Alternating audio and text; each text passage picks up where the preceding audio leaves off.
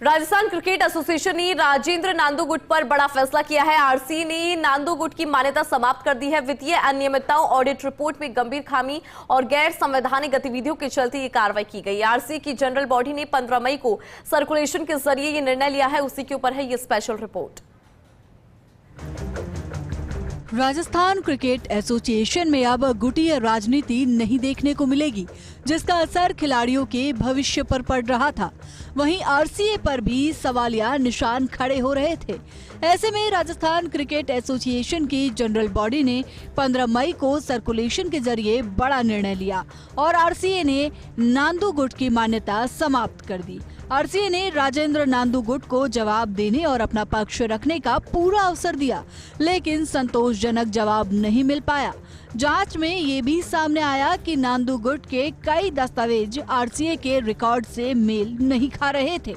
RCA का action, Rajendra नांदू गुट की मान्यता समाप्त।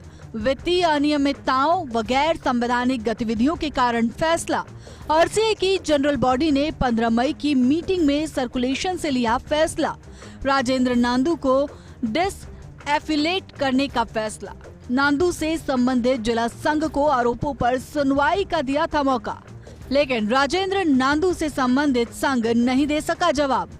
राजेंद्र नांदू गुट के डॉक्यूमेंट्स भी आरसीए के डॉक्यूमेंट से नहीं खा रहे थे मेल।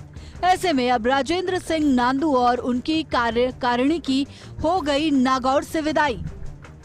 आरसीए की जांच में वित्तीय मामलों में कई गंभीर अनियमितताएं सामने आई।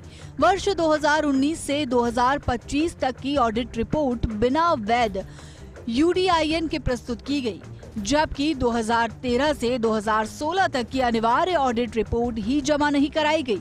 वित्तीय अभिलेखों का उचित रखरखाव नहीं किया गया और बिल, वाउचर और अन्य जरूरी दस्तावेज भी उपलब्ध नहीं कराए गए।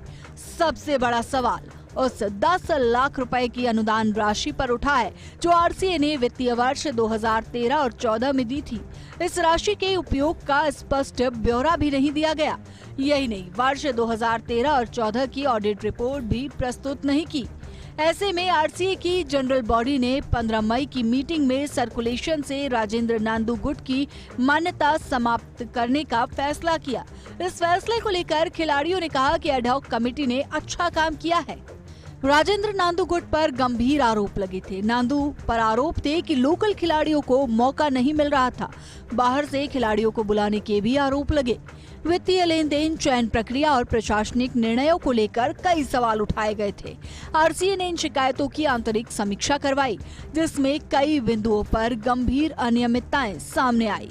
इसके बाद आरसीए ने सख्त रुख अपनाते हुए मान्यता समाप्त करने का निर्णय लिया।